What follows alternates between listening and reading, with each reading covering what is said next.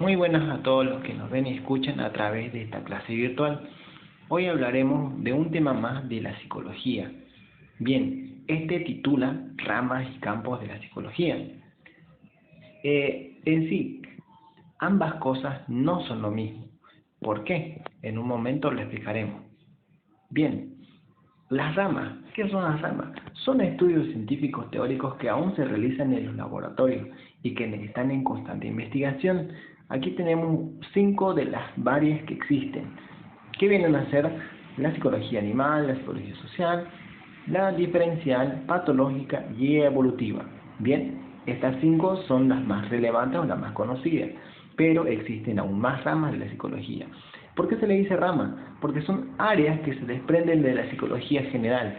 Es decir, la psicología por sí misma no es solamente eso, sino que tiene sus áreas, sus ramas de estudio que se ahonda un poco más para un estudio más profundo, ¿no? Bien, aquí en este esquema mental vamos a explicar una por una en qué consiste más o menos cada área o cada rama de la psicología. Aquí tenemos la psicología social. La psicología social que viene a ser el estudio del comportamiento, pero no de la persona nomás, sino de un grupo de personas. Pueden ser, por ejemplo, hagamos un ejemplo de cómo es el comportamiento de un grupo de personas, de una cultura, de un equipo deportivo, puede ser de una religión, cómo es que se comporta entre grupos. A ver, ejemplo, podemos ver a los evangelistas. ¿Cómo es que se comportan el grupo de los evangelistas?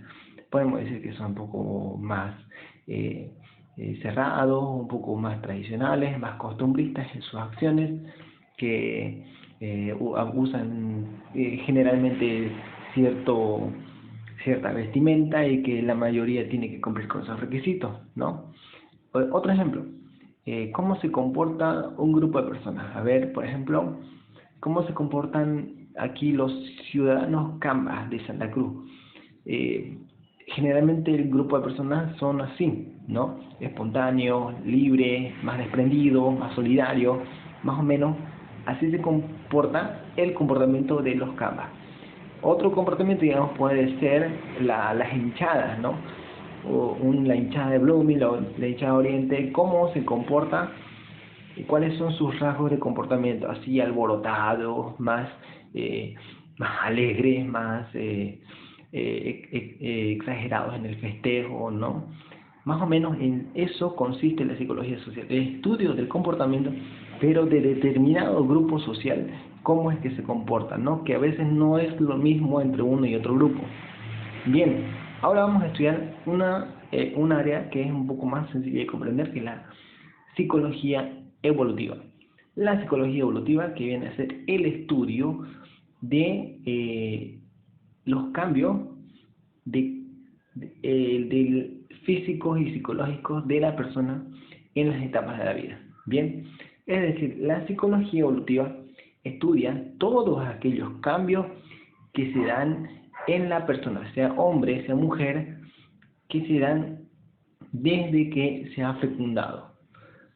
Pero todos estos cambios vienen a ser cambios físicos, que vienen a ser del cuerpo, y psicológicos, que vienen a ser de la mente, ¿no? Del comportamiento. Estos cambios que se dan desde que uno comienza desde la fecundación, es decir, desde que el óvulo y el esperma se unen, ¿no? Desde ahí empiezan estos cambios hasta que nosotros morimos. Estos cambios se dan en diferentes etapas, a ver, como por ejemplo viene a ser la etapa prenatal, la infancia, la adolescencia, la juventud, la adultez y la vejez. Cambios que se dan en sus comportamientos y en su cuerpo físico que se desarrollan en los años de vida que tiene, ¿no? Bien, ahora tenemos la psicología patológica. Aquí tenemos la cara del guasón, que más o menos representa un comportamiento anormal. ¿Por qué? Porque el guasón tenía un comportamiento extraño, digamos, a lo que es muy común de ver. Pero la psicología patológica en sí estudia el comportamiento anormal de las personas.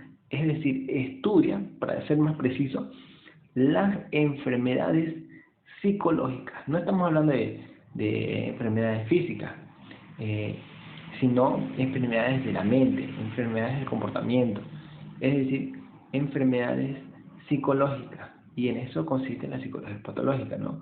Que viene a ser, por ejemplo, a veces estrés, neurosis, entre otras enfermedades que son enfermedades mentales, ¿no? O esquizofrenia. Esta rama se consiste en estudiar eso. Bien, ahora tenemos la psicología animal. La psicología animal, ¿qué más o menos viene a ser eso? Viene a ser el estudio de todas aquellas diferencias y semejanzas del comportamiento, y también puede ser físicamente, que existen entre las personas y los animales. Como vemos acá, esta gallina que está cuidando o tiene ese instinto de maternidad con otro animal que no es de su especie, ¿no? ¿A qué se da? ¿Por qué razón? Quizás no solamente es un instinto maternal, sino puede ser algo más, algo que se asemeja al comportamiento de las personas. ¿Por qué algunos comportamientos entre animales y personas se asemejan? ¿No? No podemos solamente decir que solamente es un instinto, sino puede ser que sea algo más, puede ser que sea algo natural, propio, algo que nos asemeja entre uno y otro, ¿no? Y también las diferencias que existen entre persona y animal. Así también tenemos la psicología diferencial. ¿Qué consiste la psicología diferencial? Consiste en el estudio de las diferencias de los comportamientos de las personas. Como por ejemplo, cómo es que generalmente se comportan los hombres, cuáles son los roles de comportamiento de los hombres, cuáles son los roles de comportamiento de las mujeres. Eso se encarga de estudiar la psicología diferencial. ¿Cuáles son las distinciones, las diferenciaciones que existen entre determinados géneros, culturas, religiones, ¿no? Que más o menos esto también se asemeja un poco a la psicología social. Bien, ahora vamos con los campos de la psicología. ¿Qué son los campos de la psicología? Son aquellas ciencias que se aplican al campo al campo de trabajo muchas veces, ¿no? Los campos de la psicología también vienen a ser hijas, por ejemplo, de la psicología, pero que estas ya no se efectúan en laboratorios o que quedan en análisis o en estudios, sino que estas se aplican, se trabajan y se desarrollan en diferentes espacios, ¿no? Como por ejemplo, tenemos acá estas 5: la psicología clínica, la psicología educativa, laboral, deportiva y la psicología del marketing. Aquí también tenemos un mapa mental. La psicología clínica. ¿Qué consiste y dónde se trabaja? La psicología clínica se desarrolla y se aplica ¿dónde? En hospitales, en clínicas, en estos lugares más o menos. ¿Qué consiste más o menos? Si quizás no sé si conocen, hay algunos hospitales donde, aparte de tener un odontólogo, un neumólogo, un inmunólogo, así también a veces tienen un gabinete psicológico, un psicólogo o una psicóloga donde esta persona trabaja y orienta a las personas o a los pacientes, ¿no? Que sufren alguna enfermedad física, pero también sufren una enfermedad psicológica, ¿no? Estas personas, esta psicología clínica se trabaja en estos lugares, ¿no? Dando orientaciones, dando charlas, dando diferentes búsquedas de soluciones ante los problemas que tienen los pacientes. La psicología educativa se trabaja muchas veces y donde se aplica en colegios particulares, privados, institutos y hasta en universidades. Es decir, se encarga de estudiar y orientar a quienes, a los estudiantes, a los universitarios, a personas que trabajan en una diferente institución para tratar de ayudarles a resolver cualquier tipo de problema que tengan en el campo educativo, ¿no? Por ejemplo, puede ser estrés, depresión, falta de atención, falta de motivación. En eso consiste la psicología educativa, para ayudarles a estas personas a resolver estos problemas, y también puede ser ayudarles a encontrar una vocación que les gusta, a ayudarles, a motivarles a buscar qué es su interés, ¿no? Bien, así tenemos a la psicología deportiva. Aquí tenemos también una foto de Guardiola y Messi. Miren, en muchas selecciones o clubes profesionales, tanto de fútbol, tanto de cualquier disciplina deportiva, hay, hay también oportunidades donde se contratan a los psicólogos. ¿Y para qué?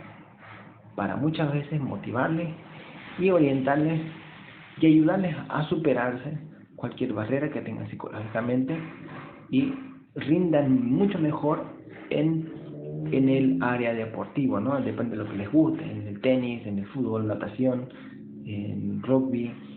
El psicólogo tiene diferentes charlas de orientación donde les ayuda a superar a estos deportistas esas dificultades del no puedo, del me es difícil, a romper barreras físicas, ¿no?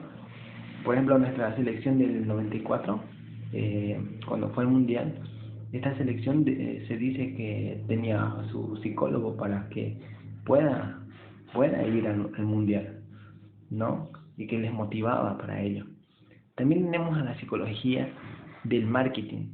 ¿Qué consiste esto?